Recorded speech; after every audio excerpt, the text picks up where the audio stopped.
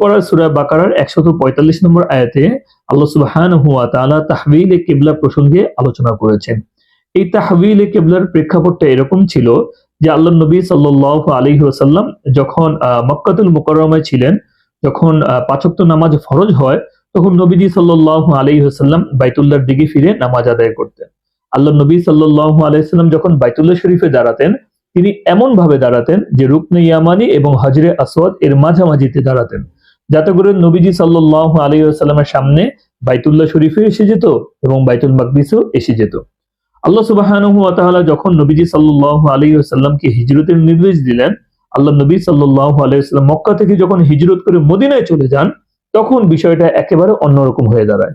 নবীজি যখন বাইতুল্লাহর দিকে ফিরতেন, তখন বাইতুল মাকদিস নবীজির একেবারে পিছনে পড়ে যেত। এরপর নবীজি সাল্লাল্লাহু আলাইহি ওয়াসাল্লাম আল্লাহর নির্দেশ অনুযায়ী প্রায় 16 কিংবা 17 মাস বাইতুল মাকদিসের দিকে ফিরে নামাজ আদায় করেন। কিন্তু আল্লাহ নবী সাল্লাল্লাহু আলাইহি ওয়াসাল্লাম মনে প্রাণে চাইতেন যে বাইতুল্লাহ শরীফ যেন মুসলমানদের জন্য কিবলা নির্ধারণ করা হোক। এজন্য তিনি বারবার আল্লাহর হুকুমের অপেক্ষায় থাকতেন এবং আসমানের দিকে তাকাতে থাকতেন। একদিনের ঘটনা, আল্লাহ নবী সাল্লাল্লাহু আলাইহি ওয়াসাল্লাম মদিনাতুল মুনাওয়ারার বনু সালামা গোত্রের হযরত বিশিরের দাওয়াতকে কেন্দ্র করে সেখানে যান।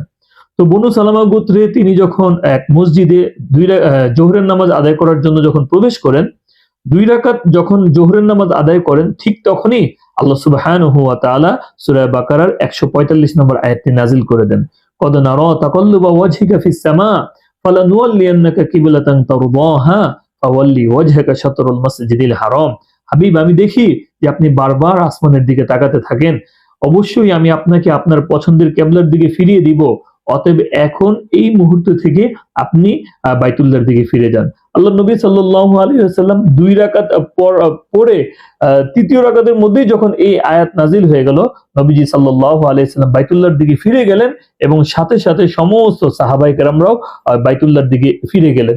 তো বনু সালামার যে মসজিদের মধ্যে এই ঘটনাটা ঘটে, এই মসজিদটা এখনো যু কিবলাতাইন নামে প্রসিদ্ধ আছে।